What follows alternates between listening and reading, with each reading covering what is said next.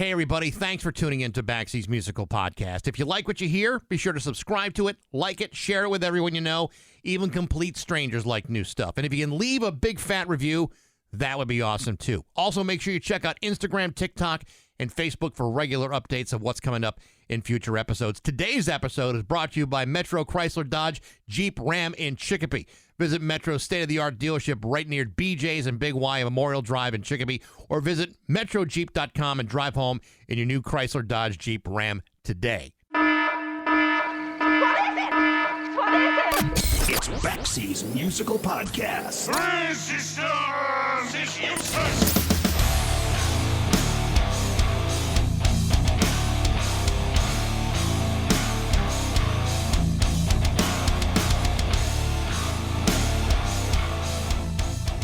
You know, they tell you that whenever you put together a resume, you want to try to get it all down into a single page.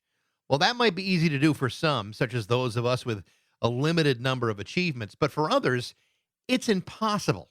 Not because you don't have enough to fill it up, but because it would be impossible to trim it all down to just one page. For the average person, a 12-page resume would suggest the inability to hold down steady work. But if you're bass player Tony Levin, your 12-page, single-space, small-font resume is the result of you being among one of the most prolific and in-demand musicians over the last half-century. Since 1970, Tony Levin has played on more than 500 albums, and not just any albums. These are albums from Pink Floyd, John Lennon, Peter Gabriel, King Crimson, Buddy Rich, David Bowie, Lou Reed, Todd Rundgren, Paul Simon, Alice Cooper, Warren Zevon, Tom Waits, Stevie Nicks, and Brian Ferry. And you should see what he's got going on the next 11 pages of his resume. The truth is, I could go on forever about what Tony Levin has recorded, but that's not the half of it. Tony's also responsible for the popularization of the Chapman Stick, an incredibly diverse 10 to 12 string instrument that's played with both hands on an expanded fretboard. He's also invented something known as funk fingers, which literally combines finger extensions and shortened drumsticks that allow you to play bass as if it were a percussion instrument. But that's not all. Tony has also just released his latest solo album called Bringing It Down to the Bass, a record that features a shockingly amazing lineup of brilliant musicians like Robert Fripp, Steve Gadd, Mike Portnoy, Vinnie Colaiuta, and many others. And earlier this year, it was announced that Tony had formed Beat, a supergroup with his former King Crimson bandmate, guitar legend Adrian Belew, along with guitarist Steve Vai, as well as drummer Danny Carey from Tool. Now let that sink in for just a moment. And while you're thinking about it, you should also know the band is currently on tour, coming to the Shubert Theater in Boston on October 11th, not that far away from where Tony grew up in Brookline, Massachusetts. He'll also be coming to the Bushnell Theater in Hartford on December 3rd. That leaves us with only 9 more pages to get through on the Tony Levin resume. But rather than go through the rest of it for you now, it's probably better to hear from the man himself. This is my conversation with the amazing Tony Levin on Baxie's Musical Podcast.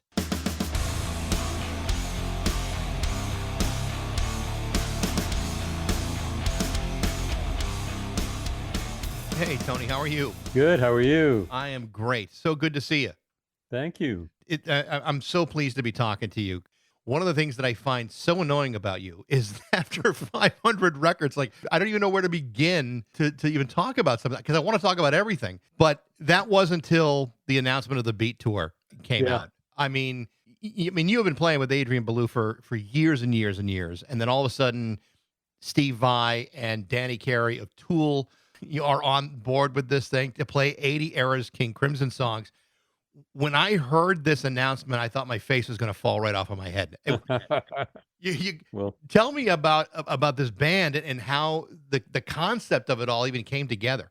I think it was Adrian's idea quite a while ago, maybe 5 years ago, is the idea to revisit the King Crimson music, but not to reform the band, but to have some really special players. Happily, he wanted me along. Then it took years because COVID came along. Lockdown years when you couldn't do anything, and then Steve Vai had other commitments. Danny Carey, of course, with Tool, tons of commitments, and myself with Peter Gabriel tours. So it was all this time until we could do it.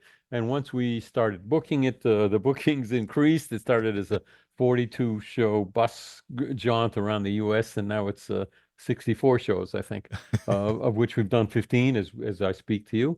And it's great. It's turned out as one would have hoped. It's really exciting for me to be with these great players. They're kicking my butt musically, especially Danny Carey. Man, he plays wild, and bass and drums have something in common, as you know. Of course. So it's great fun for us. The reaction that this whole project has gotten from the very beginning is amazing to me about how excited people were before even hearing a single note you guys playing live.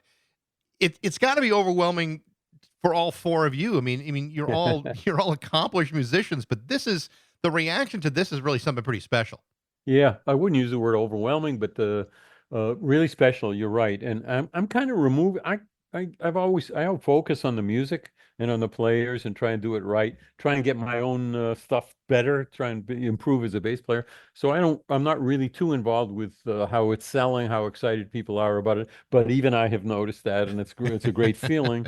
And I think the Crimson, I can't really sum it up, but it seems like the Crimson fans who go way back are thrilled to have something to come and see again, and to have the additional other players involved in it is really special. For me to revisit the music of Crimson in the 80s is okay. That was a good idea, and I was willing to do it, but it didn't get me really excited. What got me excited was bringing in these other players to give a new slant on that wonderful classic music. And this is all has Robert Fripp's stamp of approval. He's all for you guys doing this.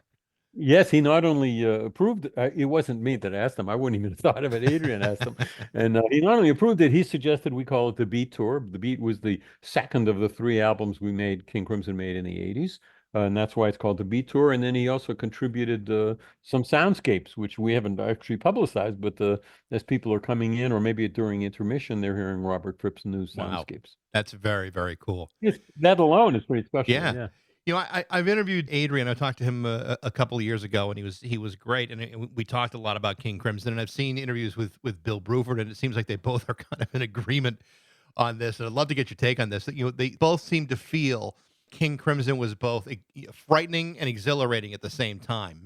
That's not just the words of those two guys. I've heard that with other people who have played under King Crimson. What's your take on that?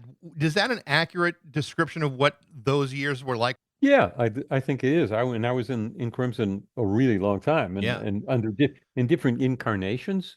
It's really hard to sum it up. Frankly, I learned a lot about the band when I saw the documentary that had been done, the movie. I saw it, and my jaw dropped. Like, golly, I didn't know it was that heavy.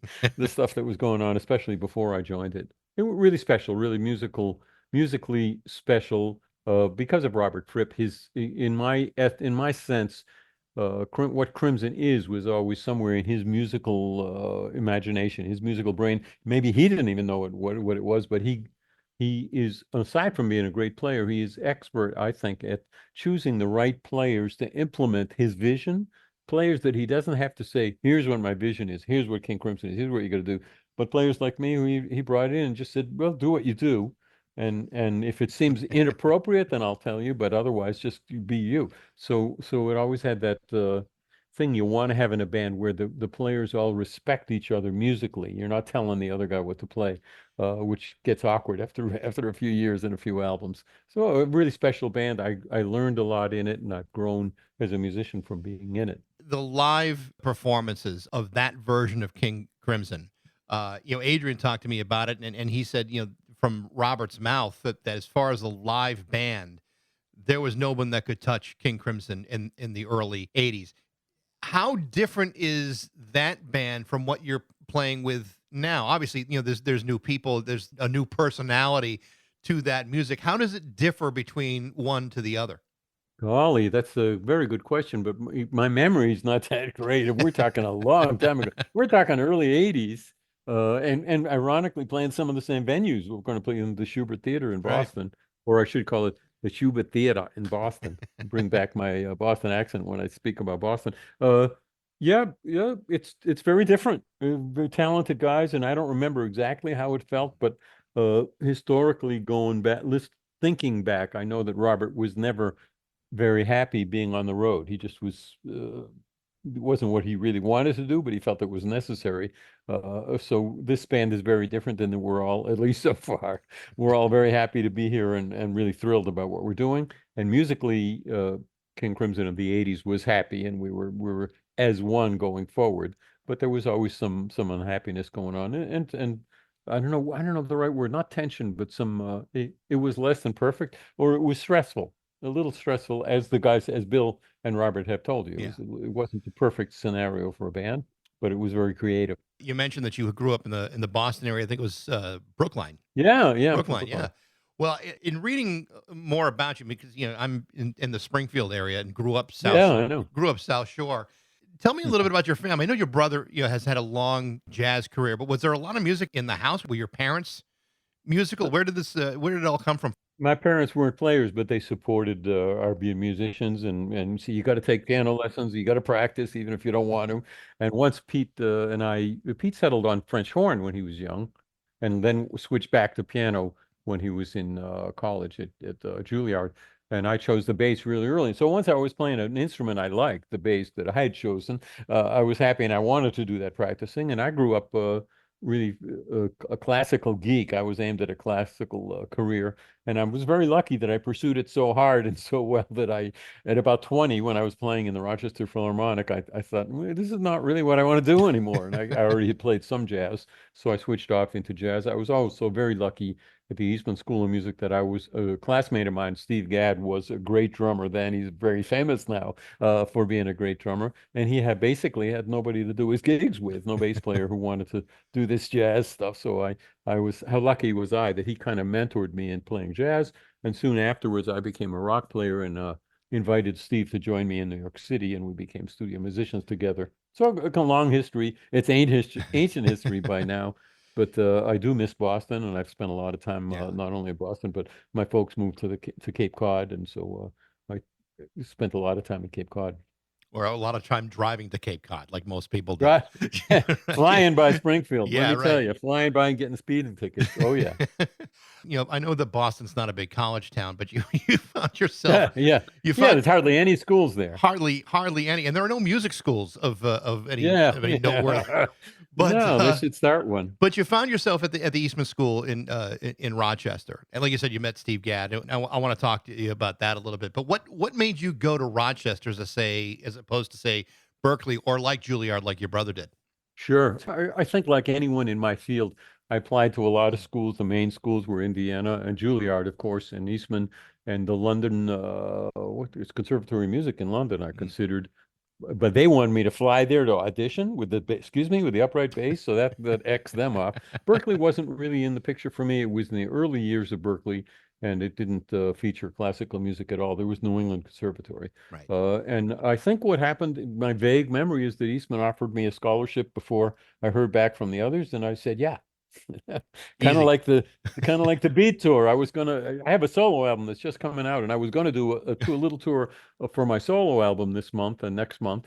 And then I was called. They decided on the dates for the Beat Tour, and I thought about it for about 2 seconds. I thought, I'm going to do the Beat Tour, and I'll just postpone that other thing. So in the same way, I took the scholarship and went to Rochester. Very luckily, got to play under Stravinsky. Igor Stravinsky came to and Really? conducted our school orchestra. Yeah, I got played the Firebird under him, which is pretty darn lucky. You mentioned Steve Gadd, and there's a lot to talk to him about, because I don't think people truly understand how really brilliant this guy is. He is one of the greatest drummers that has ever walked the planet. As a guy who has known him for 50 years or however long it's been, as a bass player, what separates him from other great drummers? Wow, that's a great question. I don't know that I've ever been asked that. I'm going to think about it.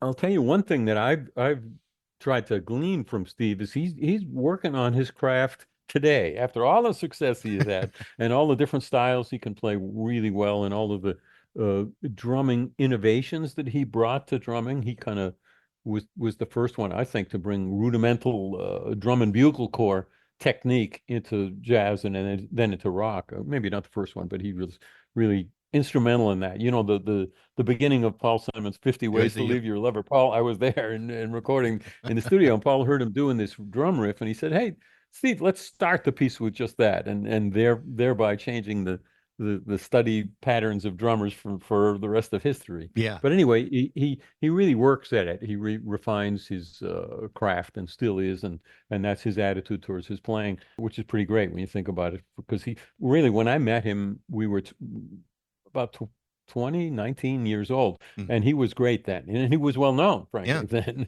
And so to think that after all these years he's still working at getting better is pretty special.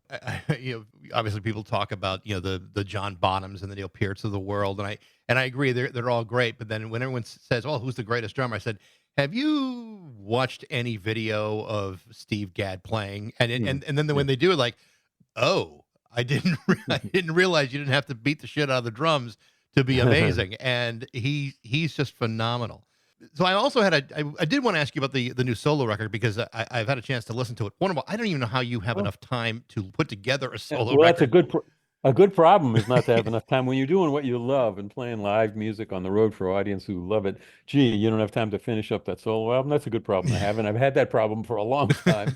And you know what? About a year ago, I looked at the 30 or so pieces that I have not completed, but I had almost ready. And I thought, if I don't carve out a couple months, I'm never actually going to Yeah. finish it. It's just never going to come out. So I did that. I carved a few months out. I weeded it down to the ones. I wrote a few new ones, and I weeded it down.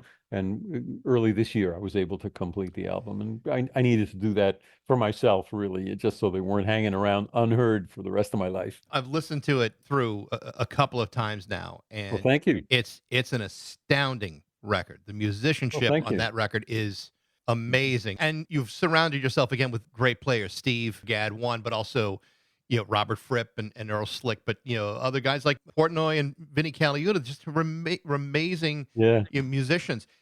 Tell me about making that record with these guys. Yeah, a bass player's dream, of course. It's called bringing it down to the bass. And the bass, from the beginning, when I got the conception of the album, it was going to be about the bass, in that some pieces started with a certain bass technique or a riff, or were based on that, and then they could go other places. And from the beginning, I had the sense of, even though usually I pick a rhythm section, I got a lot of friends who are great players, and do the whole album with that rhythm section. This time I thought, I'm going to give myself the gift of each piece.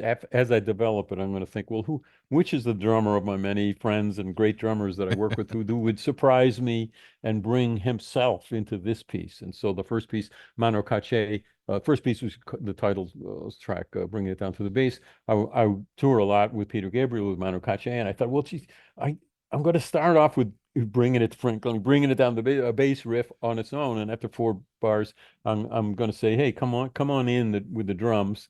And I thought, well, Manu's he's gonna play some wacky fill that no one ever dreamed of, because that's what he does. Right. And indeed, when I cornered him into a studio in Montreal while we were on the road, the first take he did this thing, and I just fell off my chair, or figuratively, not literally.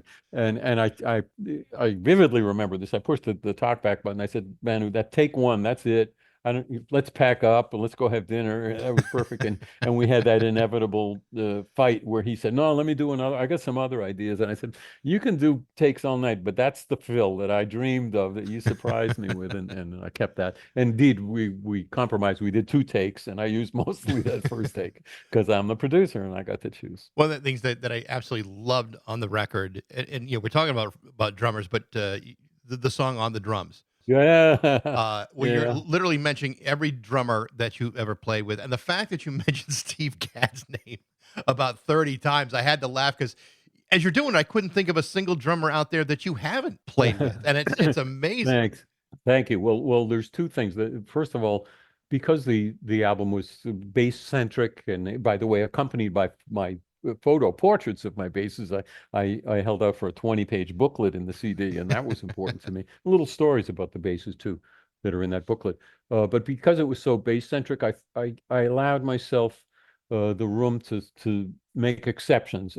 I know that's not a great idea. You want to have the genre of your record really clear and stay on path. But one of the exceptions was an all vocal piece with all my vocals, a chorus that I wrote, frankly, in lockdown year, when I had nothing constructive to do. And like all of us, I kind of went crazy, and I thought, well, what if I assembled the names of all the drummers I ever played with, which took a long time. I had to use the web extensively because I've been doing it so long.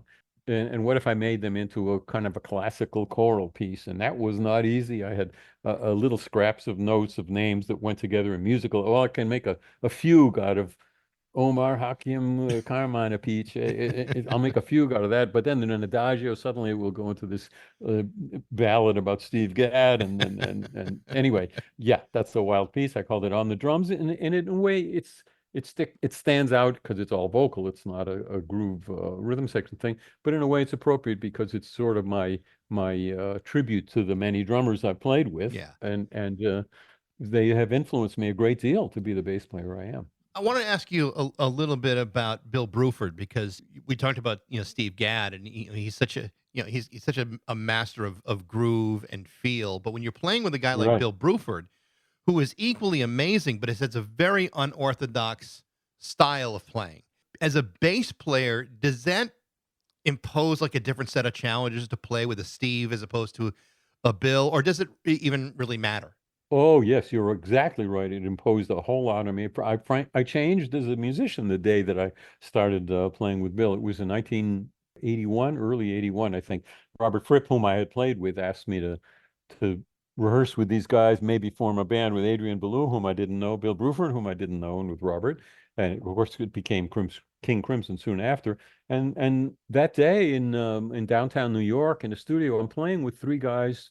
We were making stuff up, and they were playing stuff they knew that I didn't know, and I'm playing with them, and it's flashing through my mind that these two guitar players are those rare guys that you can tell it's them just by hearing them play. Hmm. When you think about all Yeah. the great the guitar players, there's not that many that, okay, that's Robert Fripp, okay, that's clearly Adrian Belew, and this drummer is playing different than any drummer ever even wanted to that I know. He doesn't try to. That's the way Bill Bruford is. So I wasn't really as aware then as I became of what progressive music can be about, progressive rock. And these guys tried not to do it like everybody else, but to try to do it in a musical way. And suddenly I'm the fourth guy in that band. And well, I looked around the room, and there was my bass, and there was my fretless bass, and there was the Chapman Stick, this unusual instrument I used to play bass sometimes. And I thought right away that, well, that's the appropriate thing for me to play in this band, to try to somehow be a voice that's not the normal R&B bass player American guy that has joined these. I could have done that, but musically it seemed appropriate to musically join Bill on a journey, and to really listen carefully to what he's doing, and kind of, instead of holding him down to be more of a typical American R&B thing, to just go with him and skitter up on top maybe, and maybe play only high and not low. And Yeah. and anyway, it changed my playing from then on, and I'm very grateful to all three of the guys, but especially Bill Bruford. That's the thing about Bill. I always thought it must be an incredible challenge. I mean, he's keeping time, but it's ever flowing. It's like the snare's going to hit on 2, it's going to hit on 4, it's going to hit on 1 or 3. You never really know, and I would imagine that can be a real challenge if you're not up to the task of it. Well, yeah, yes, and those first, after we rehearsed and decided we were a band, and we went to Dorset, a quiet part of England, to write material and rehearse day after day for months, and really got into it. And I decided then to, for sure, not to try to hold him down, Yeah. or be the bass drum under that playing. And I quickly decided that the way to describe Bill Bruford's playing is he's a guy who never plays the same thing once. It's true, though. Yeah, he has his style and his way of playing it, but each night, each take in the studio, he's a completely different drum part, which is wonderful. I remember watching this TV show back in 1981. It was on ABC called Fridays, and you guys had played. And, King Crimson was never on TV. I mean, they just never were. And Yeah. you guys came out, and I think the Elephant Talk was the first song you played, and it was the first time I'd ever seen anyone with a Chapman Stick. And I remember watching it even then, going, "What the hell is that thing?" And it's like, to hear you play it and how you've introduced it and incorporated it into other aspects of your career. It is a remarkably diverse instrument. In learning that, it seems like a pretty intimidating thing to start playing all of a sudden when you're going from 4 strings to 12 and on a giant fretboard. But how Yeah. did you become familiar enough to start playing with it on a regular basis? Oh, very good question. And yeah, the piece Elephant Talk starts with the stick with me playing alone, and indeed I don't remember too much about that show, but it started with me. It started here I am on camera, and I'm thinking, okay, people are going to learn what the Chapman Stick is. It's not the normal instrument. It's a touch style instrument, so you only need one finger of one hand to play one note. You don't need to pluck it. Well, you don't pluck Yeah. it. So now there are other people who play touch style guitar, and there are touch guitars, and that's the way you play it. So it can have bass strings, which you play with one hand, and guitar strings, which we play with the other hand. Yes, the instrument could be intimidating, or it could be just like, wow, this is wild. What can I do with this? And that's the way I tackled it. At first, being the first few years, this was in 1976, I think, that I got it. So well before I joined King Crimson. The first few years, I just played the bass side, and I just played it in a very simple way, just trying to learn how to control it and to get used to the unusual tuning. It's tuned in fifths. We're used to bass strings being in fourths. But then I found in progressive music where I'm trying to come up with something new, and the fingers just keep finding the same old ways and the same old riffs on the same old four strings. I found this is very helpful. Those old patterns won't work. So it really became a wonderful tool for me in that way. And also as a bass player, I don't want to get into bass geekness, but the low notes speak very clearly, very cleanly. It doesn't have the power of a rock bass, but it has a different kind of power, but they speak clearly. So I could play very busy, way down low, actually below the bass range, Hmm. and still have it speak. So the instrument lent me tools, things that it could do that a bass couldn't do, and I wouldn't use them just because they're there, but they were there in the tool chest to bring out if the song calls for it, if it's appropriate for the music. One of the songs from that era of King Crimson that I have always loved, and it is all about you, is the song "Sleepless."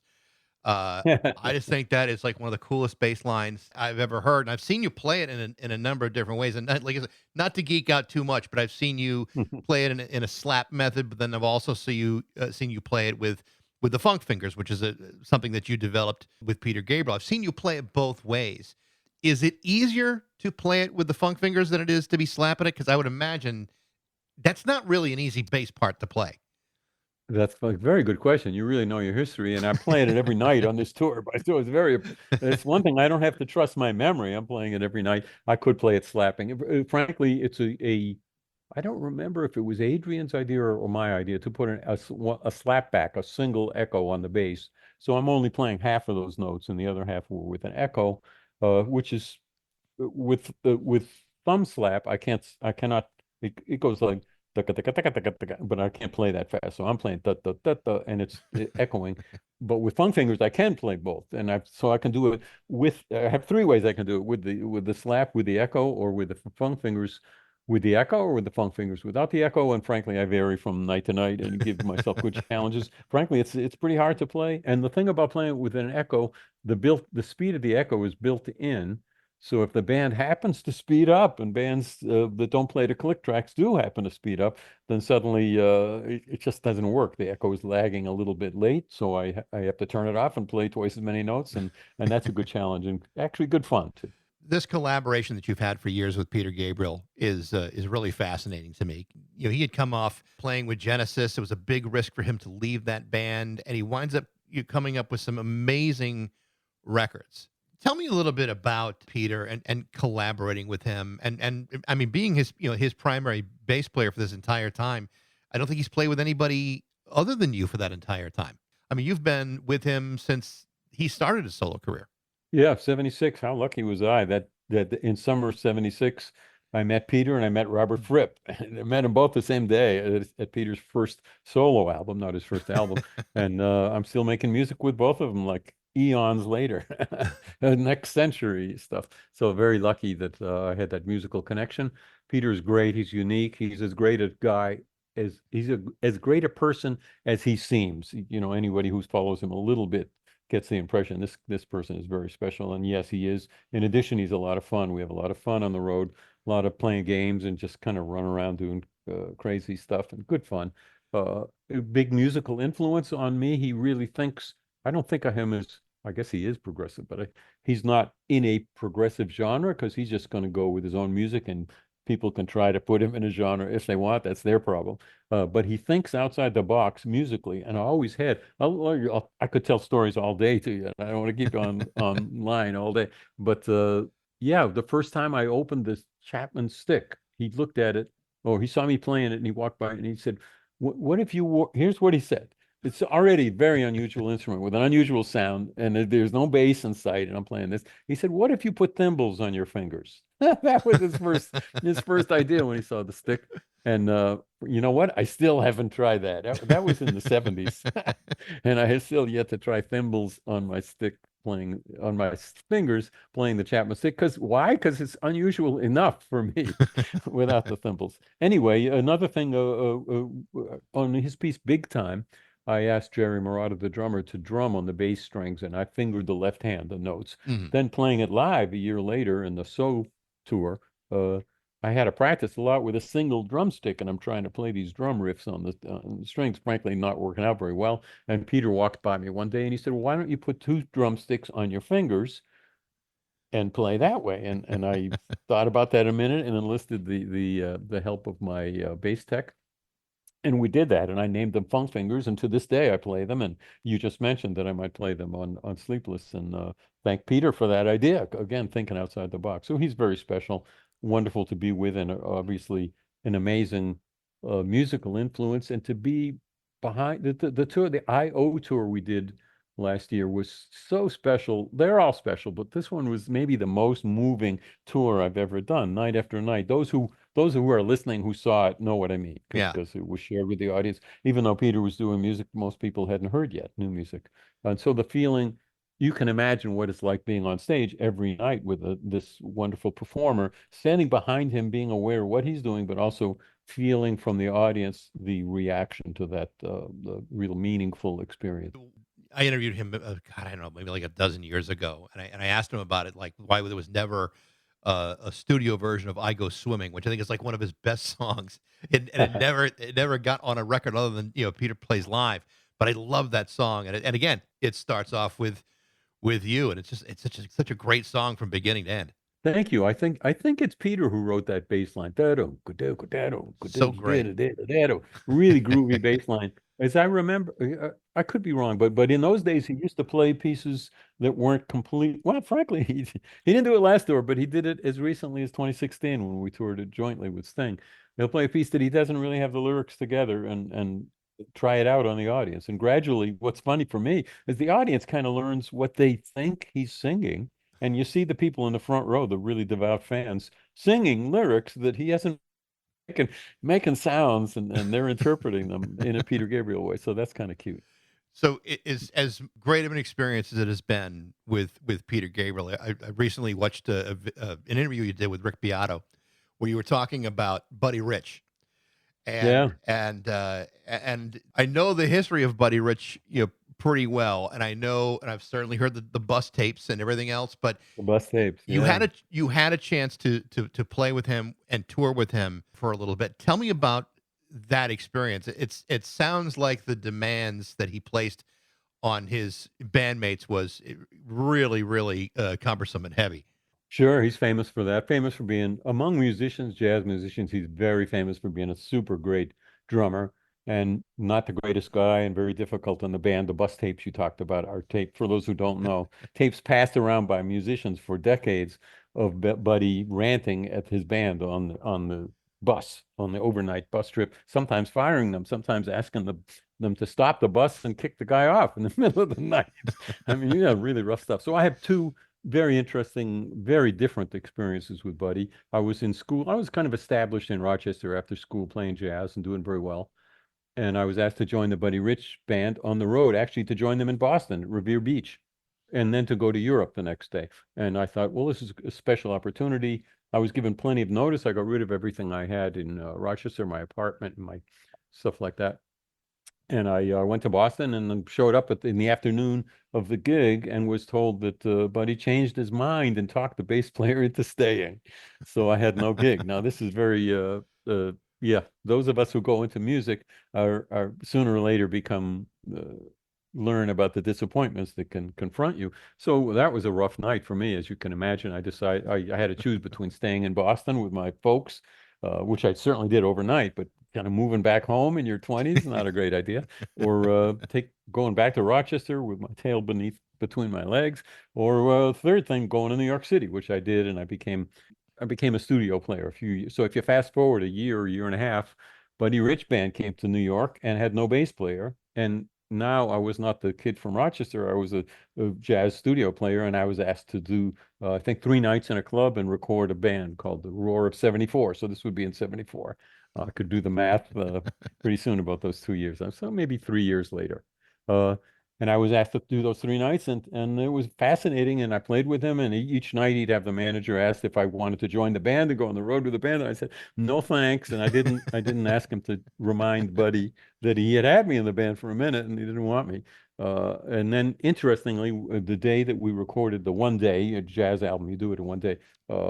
Sorry, 2 days. But the first day, we're in the studio doing this new material, and it sounds great to me, and Buddy gets really angry and fires the whole band. And I said to the other guys in the band, I do a lot of records. I never heard of firing the band in them. And they said, oh, don't worry, tomorrow he'll hire us back, and we'll do it in one day. He just likes the pressure of that thing. And that's indeed exactly what happens. They hired you back. That's a couple. Yeah. So even though I was only with Buddy the briefest of times, even I got a couple of interesting stories about it. In college, the day he died, it was 1987. And I was taking a class. It was a history of jazz class, and it was taught by this wonderful professor who had known everybody, and was like a very close friend of Woody Herman and Louis Armstrong. And the day that Buddy died, he comes in, he puts his newspaper down on the desk and says, "All right, today we're going to talk about Buddy Rich. He died. He was an asshole. Class dismissed." Wow, he didn't mince words. He didn't mince words, and I thought, you know what? That was the best class I ever sat through. Wow. It's like, okay, there you go. But but to have that experience and to play now, I mean, Buddy Rich technically maybe the very best that ever lived. It all depends on your perspective. Having played with all of these great musicians, particularly drummers, is there one that you would say it's hard to say who is the best, but who do you feel you play best with? Good question. That it gets down to the nature of what I'm like, and I'm not big on favorites. I don't have favorites of anything except my wife and my daughter, my brother. Okay, right. Family. But I played with a lot of great drummers, really great. You mentioned Steve. You mentioned Buddy Rich, Vinnie Colaiuta, who, by the way, I didn't just want to have him on the album. I wanted to do a duet, just stick Chapman Stick and Vinny and just see where it would go. But and it's anyway, great. Yeah, thank you. And Manu Katché, there's so many of them. Golly, man, I could be an hour naming them, as I did in the song, the drummer song. Yeah, so I don't. It's not my nature to think of who's the best or at anything actually, except sports. Right. And I used to be a fan of the team that was the best. And okay, we're not the best this year, but we're working on it. And by the way, it's not easy. The tour, I don't want to get off into the Patriots world, but the touring scene, the touring schedule, it's always busy in the fall. And I always try to go to games, and I have access to go to the games when I can. And I see my touring schedule, and I can only get to what I can get to is the freezing cold late December, early January games. So I will be there at those. Okay, I had to say that. Well, if you were going to miss Patriots games because of a tour, this is the season to do it. Yeah, and last season, but but the fan in me wants to be there to see the genesis of the growing of what it's going to be. Yeah. But, anyway, drummers and guitar players. I've been super lucky to work with a lot of great ones, and I just don't categorize them. Yeah. And you mentioned about which drummer brings out a kind of playing in me, and I do adjust depending, or we adjust. I like to think that we're just adjusting to be a rhythm section that's doing something valid and good. Certainly with Buddy Rich, I knew who was playing, and I knew the style of the band, and I was kind of young and I was younger and more aggressive than I am now. And rather than just go along for the ride, I played way on top of the time. So I was kind of pushing him as far as not pushing him. Yeah, pushing him in a time way of like, okay, you're not gonna have to pull me along the way you have to pull the big band along. I'm gonna be ahead of you and see how you like that. And clearly he did like that. And I wouldn't do that with many drummers. Sometimes I lay back a little behind the drums. It really depends. And the drummer and the bass player find the groove, hopefully, and the good solution on a good record or a good tour, you find the groove in a way to be a very special rhythm section. Tony, to talk to you is a real thrill. Beat is going to be coming to the Shubert Theater in Boston on the 11th. That's Friday. And then the Bushnell Theater in Hartford on December 3rd. And, of course, the album is fantastic, bringing it down to the bass. It's such a musically interesting record, and the performances are phenomenal. This is a really good time for Tony Levin. Oh, you're very kind. Thank you. And thanks for the compliments on the album. I attribute it all to the wonderful other musicians I got to bring in. Well, it's very humble of you, but you're still Tony Levin. You're very kind.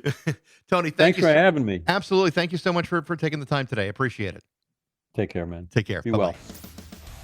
Again, the name of Tony Levin's new record is called Bringing It Down to the Bass, and the tour with Beat is coming to the Shubert Theater in Boston on Thursday, October 11th, and to the Bushnell in Hartford on December 3rd. Thanks for listening. I hope you enjoyed it. Feel free to follow us on Instagram, TikTok, and Facebook for regular updates and upcoming guests. You can also email me at bax@rock102.com. I'd love to hear what you think. Thanks to Metro Chrysler, Dodge, Jeep, and Ram at Chicopee for their support, but most of all, thanks to you for listening to Baxie's Musical Podcast.